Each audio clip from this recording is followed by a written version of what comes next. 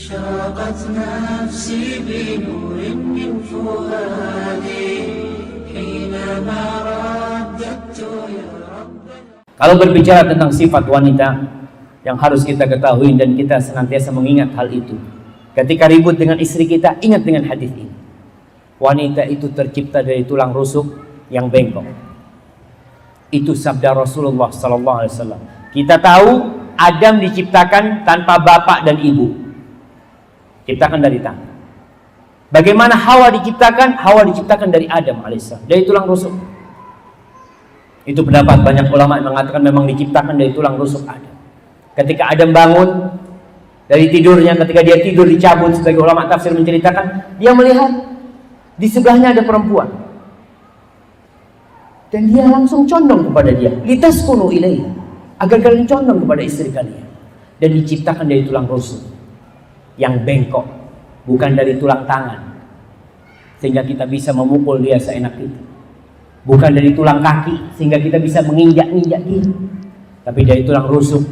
Di mana letak rusuk itu? Di samping kita. Dan kita senantiasa melindungi dia dengan tangan dan subhanallah jemaah. Rasulullah SAW bersabda, istausu bin nisa. Nasihatilah para wanita itu dengan baik-baik nih. Nggak boleh kasar kita tuh terhadap para wanita. Fa innal mar'ata khuliqat min dhila. Perempuan itu diciptakan dari tulang rusuk. Wa inna a'waja syai'in fid dhila'i a'la. Yang paling bengkok di tulang rusuk itu yang paling tinggi, yang paling atas ini itu paling bengkok. Apa kata Rasulullah SAW? Nih Nabi ngasih tahu kita.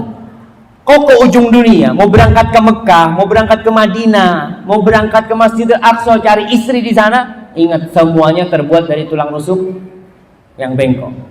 Apa kata beliau alaihi salatu wassalam? Fa in dhahabta tuqimuhu kasartahu. Kalau kau ingin luruskan tu wanita, patah. Tulang rusuk kalau dilurusin patah. Wa in taraktahu lam yazal a'ud. Tapi kalau kau biarkan, ya dia tetap bengkok. Memang seperti itu tu wanita. Fastausu bin nisa. Ya udah kalian nasihatilah wanita dengan cara yang baik. Hadis ini diriwayatkan Imam Bukhari dan Muslim. Di dalam riwayat Ibnu Hibban, Rasul SAW mengatakan fastamti' biha ala ma kana minha min iwad. Ya sudah, kau kalau mau tetap punya istri, kau kalau tetap kepingin punya istri, maka bersenang-senanglah dengan dia dalam kondisi kau tahu dia itu bengkok. Ibu-ibu jangan marah dulu. Memang seperti itu wanita. Bahkan para ulama menjelaskan, Al-Khusqalani mengatakan faka'annahu qala, seakan-akan Nabi alaihi salatu wassalam bersabda, al-istimta' biha la yatimmu illa bisabri 'alaiha. Bersenang-senang dengan para wanita itu tidak akan bisa tercapai sampai kita bersabar. Maka para suami menghadapi istrinya harus bersabar. Alhamdulillah wanita itu tidak tercipta dari baja, jemaah. Kalau tercipta dari tembok nih, maka dia akan hancur berkeping-keping ngurusin urusan kita. Antum bisa bayangkan, subhanallah. Ana semalam bayangkan, istri Ana mau lahiran. Anak-anak kalau bayangkan subhanallah, kalau Ana nggak punya istri, kalau meninggal tuh istri, semoga Allah menjaga dia dan menjaga anak. Akhirnya Ana harus ngurusin anak-anak Ana yang 4. Ana harus masakin buat dia, Ana harus mandiin dia, Ana harus ngasih makan dia, Ana harus memberangkatkan sekolah satu persatu. Bisa kita? Nggak bakalan bisa aja. Terkadang kita nih sama istri kita merasa kayaknya dia nggak punya ya peran dalam kehidupan ini. Kita selalu merasa kita yang berbuat, subhanallah jamaah. Tuh istri kita bekerja di rumah kita 24 jam. Nggak ada istirahatnya. Dalam kondisi dia hamil tua, umur 9 bulan tuh kandungannya, punya anak bayi. Siapa yang ngurusin tuh anak bayi? Tetap istri kita. Siapa yang bikinkan susu buat anak kita? Tetap istri kita. Bahkan dia masih harus melayani kita, amarah kita. Kadang-kadang dia bikin sesuatu telat, kita marah sama dia. Subhanallah. Malam hari tatkala si kecil nangis, bapaknya bangun. Tapi bangunin ibunya. Tuh anaknya bangun tuh, subhanallah. Padahal si istri sudah kerja dari pagi sampai pagi lagi. Kita bisa lihat ya, kadang-kala pagi hari ketika kita mau berangkat kerja, istri sibuk memandikan anak-anak ya, makain baju mereka. Bapaknya panggil, Langsung ditinggalin sama istrinya. Iya bang, ada apa bang tadi? Mana topiku? Oh tunggu bang, dia cari ke topi. Padahal yang naruh topi siapa? Kita yang naruh topi. Tapi kita minta istri kita yang suruh nyari, dicariin sama dia. Karena terlambat, kok telat, kok cepetan. Subhanallah, dia bersabar. Kemudian ketika anak-anak sudah pada sekolah, selesai kerjaan istri di rumah. Wallahi nggak selesai jemaah. Dia akan sibuk membersihkan rumah. Kalau masih ada bayi di rumah, dia akan sibuk dengan bayinya. Sebelum zuhur, anak-anak udah pulang sekolah, dia ngurusin makanan buat anak-anak kita. Nanti sore bapaknya datang, kalau sudah bapaknya datang harus lebih. Lain lagi nih. Kalau telat minumannya tuh kadang-kala kita marah. Subhanallah jemaah. Saya benar-benar sakit hati kepada sebagian orang yang mengatakan ibu rumah tangga itu tidak bekerja.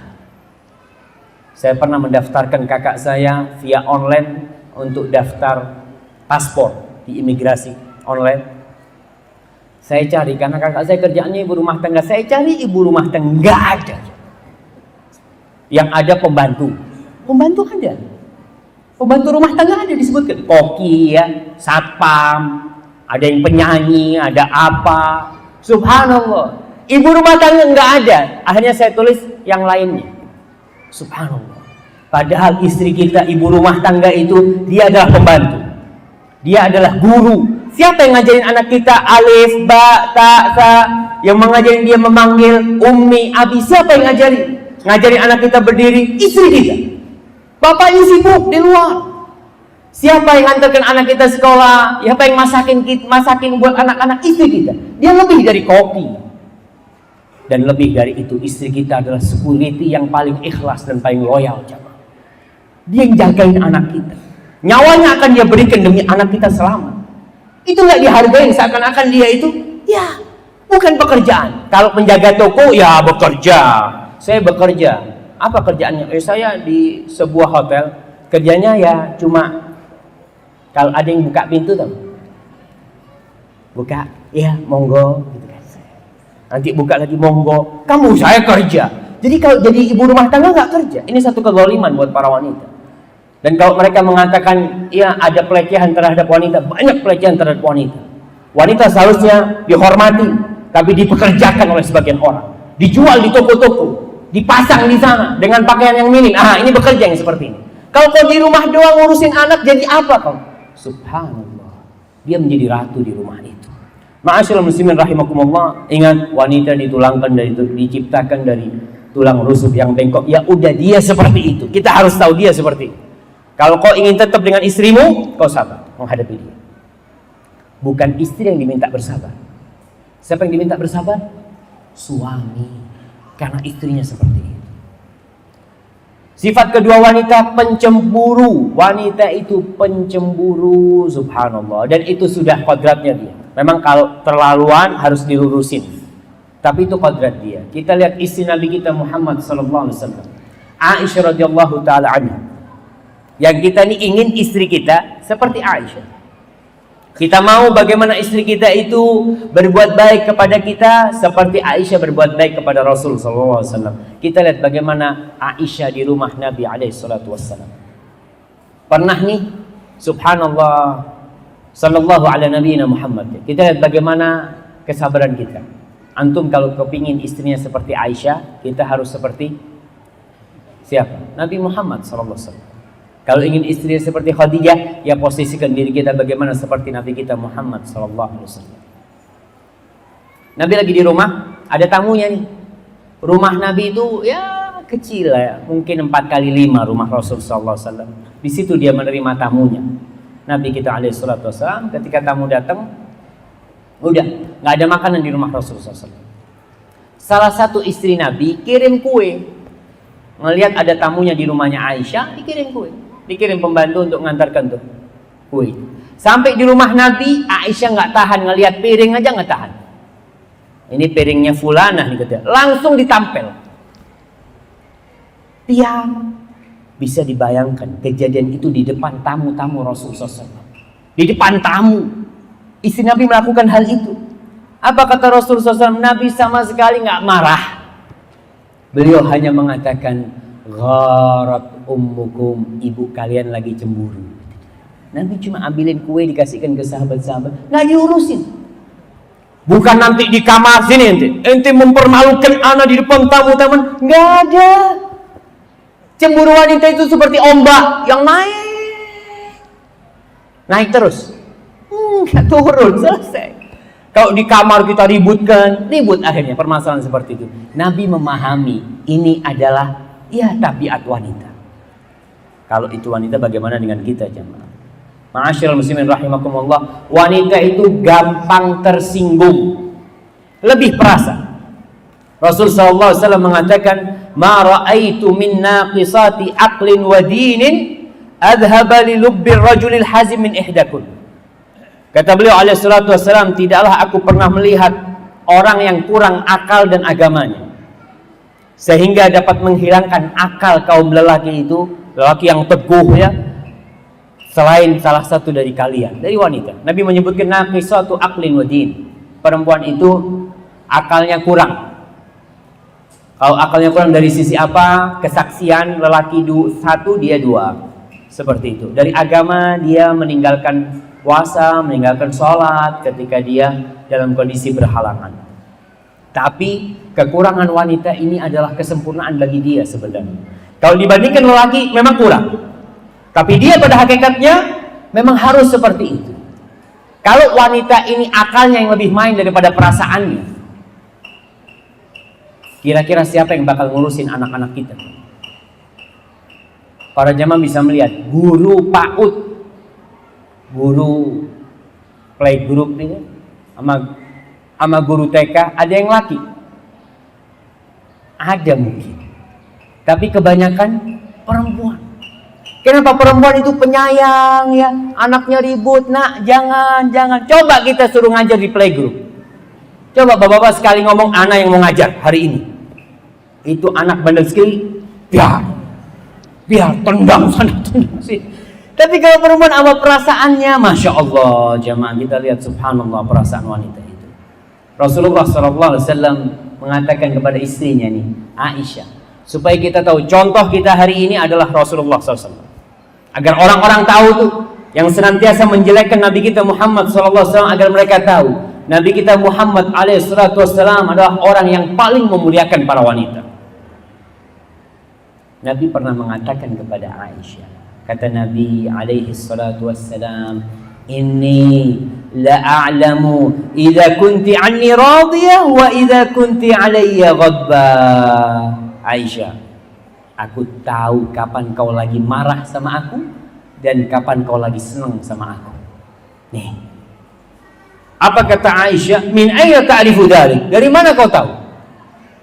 Apa kata Rasulullah SAW? Amma idza kunti anni radiyah fa innaki taqulin la wa rabbi Muhammad. Kalau kau lagi senang sama aku, lagi ngomong-ngomong, sumpahnya Aisyah ganti, mengatakan tidak, demi Tuhannya Nabi Muhammad SAW. Tapi kau kalau lagi marah sama aku, sumpahmu berubah, kau mengatakan la wa rabbi Ibrahim, tidak, demi Tuhannya Nabi Ibrahim. Bayangkan, Nabi perhatian ya. Oh, jadi Aisyah nih kalau marah ngomongnya wa rabbi Ibrahim, ketahuan. Memang lebih perasaan tuh wanita. Apa kata Aisyah radhiyallahu taala anha? Ajal wallahi ya Rasulullah ma ahjuru illa isma. Benar Nabi kata dia, aku tidak meninggalkan kecuali namamu. Jadi kita lihat di rumah Nabi pernah ada sedikit keributan terjadi. Karena Aisyah manusia biasa ya. Cerita bagaimana Abu Bakar Siddiq ketika lewat rumahnya Aisyah, dengar Nabi lagi ribut sama Aisyah. Aisyah nih radhiyallahu taala anha mengangkat suaranya lebih tinggi dari suara Nabi. Ingat ibu-ibu, hadis ini bukan anjuran buat ibu-ibu untuk angkat suaranya. Bukan. Nggak boleh. Tapi di sini anjuran bagi para suami tentang bagaimana menyikapi apabila itu terjadi. Terjadi di rumah Nabi. Abu Bakar radhiyallahu taala anhu minta izin masuk ke rumah Nabi. Diizinin masuk, disamperin itu Aisyah. Ketika disamperin mau dikasih pelajaran gara-gara ngangkat suara. Subhanallah. Nabi SAW menghalang-halangi. Nggak boleh Abu Bakar mendekati Aisyah. Abu Bakar marah keluar. Setelah Abu Bakar keluar, Nabi datang kepada Aisyah. Lihat, Nabi nggak pernah ngomong sama Aisyah, Aisyah, aku nih Nabi.